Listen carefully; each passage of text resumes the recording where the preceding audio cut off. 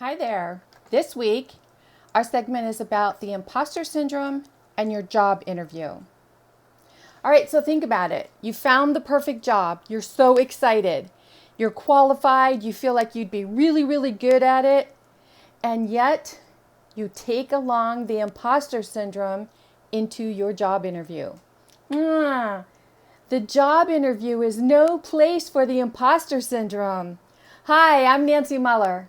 And every week I bring a new video to you on YouTube here to talk about how the imposter syndrome shows up in your life, how it's affecting you personally and professionally, and what you can do to recognize it and eliminate it. So now let's get back to your job interview. Have you ever had this happen to you? You know, there used to be a saying, fake it until you make it. And that just doesn't work anymore. You know, if anyone wants to know anything about you or something that you do, all they have to do is Google you and look things up. So, you know, that whole fake it till you make it thing, it just doesn't work. Not only that, if you're faking it, meaning if you really don't have the qualifications or you're going in there on, just, I'll figure it out as I go type thing, your energy actually walks in before you at your interview. And people will sense what you're all about before they even hear you speak. Before you even introduce yourself, talk about who you are, what you do, and why you're so fabulous, they're going to get a sense of who you are. So if you walk into that interview and you're feeling unsure about yourself, if your imposter syndrome is, sitting on your shoulder in a big way saying, you can't do this. Who are you trying to kid? What the heck were you thinking? That is going to show up in how you answer questions, how you sit, how you present yourself, how you speak. So what do we do when you know that you are truly, truly qualified for the position, and yet you have these fear-based thoughts, these imposter thoughts that are coming up? You know, the imposter beliefs are beliefs that take you away from your true self.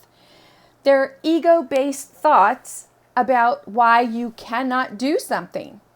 So in order to counteract that, what you want to look at is the belief behind the feeling. So what do you think it is that's coming up for you about your imposter syndrome, your imposter beliefs, your fear-based beliefs when it comes to the interview? Do you feel that you don't look the part? Do you feel that you didn't dress the part? What is it that is holding you back? Because I can tell you, you could be qualified up one side and down the other and have medals and certificates as long as your arm. But if you're not sure of yourself, if the imposter syndrome is creeping up on you, if the imposter syndrome is making you feel doubtful, or like you don't belong, or, ooh, what am I doing here? Those kinds of thoughts. Your energy is going to speak first. That's what people are going to feel. They're going to intuit. I don't know, this guy or girl says they know what they're doing. They seem to have all the qualifications, but I just feel kind of iffy about this person. And then you walk out of the interview and you think, man, I knew it. You know, this happens, right? Have you ever taken a test and you know all of the answers? You know it. But then you go in to take the test and you just kind of freeze up and you know that you didn't do a very good job because you forgot half the things, and for some reason your imposter beliefs were just niggling in your brain while you were taking the test. And then you walk out of there and you're like, oh, number 4, it should have been F. I knew that. It's when the pressure is off that we relax. So when your imposter beliefs are holding on to you in a big way during the interview, here are a couple things that you can do to eliminate. First of all, recognize it. Recognize that, okay, I'm feeling unsure of myself. I'm feeling like when I go in here, I don't have what it takes. I'm feeling that. Now, you know you have what it takes, but your feelings are saying something quite different to you. So pay attention, because that's your first indication. And then ask yourself, why do I believe that? Why do I believe that's true?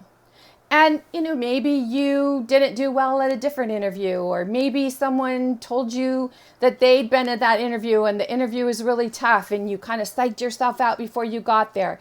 Be very clear about what's going through your mind, because your thoughts and your feelings and your emotions and your beliefs are one big cycle. And they just keep going round and round and round until you understand, oh, okay, this is where I need to break the cycle. So when you go into your interview, be prepared, dress the part, know your stuff, know the name of the person who's interviewing you, and most of all, relax. You've got this. If you truly are going in there because you're qualified and you know that you would be doing this company or this job a great service by being there and doing whatever it is that comes naturally for you, they couldn't get a better employee. So look in the mirror, have a conversation with yourself and say, what's psyching me out about this? What's making me believe that I'm not worthy of this? Answer those questions before you go into the interview, not afterwards when you're sitting in the car hitting yourself in the head saying, oh man, I should have said this, or I should have did this, or I should have brought this. After is not when you want to think about all of this. It's beforehand. Be very clear on why you want the position, how and why you are very qualified for the position, and then go through a list of things in your mind like, okay, do I feel qualified? Yes. And pay attention. Answer yourself. Don't be one of those like, yeah, I got this, no problem. I'll just fake it till I make it. Remember, your energy is everything. So when you go into that interview, make sure that you've had those conversations with yourself, that you know that you are the best person for this position and that you would be a really great person in this position. Now, here's something else to remember. If the position is not really yours, meaning the universe has other plans for you, we must be open to what we want or something better. Because when we go into something and we say, I want this, I want this, I want this, and we set all our hopes and dreams and goals and everything on this, we're so focused on that one thing that we say we want that we're not giving ourselves the opportunity to see all of these things along the way. Because a lot of times we think that the thing at the end of the path is what we really want, but the thing at the end of the path is really just a means to get us to walk past the stuff that we really are supposed to see, that really is meant to come into our life. So I hope that this has helped you if you are going into any kind of interview in the near future. If you have any questions, please leave some comments. Let me know. What are your questions? Is there a topic that you'd like me to cover? I do a different topic every week. Please subscribe to the channel. If you found this to be particularly helpful, share it. I'd love for you to share it. Let other people know. Hey, this is the place where you can go to recognize and eliminate the imposter syndrome. In the meantime, this is Nancy Muller saying ciao for now.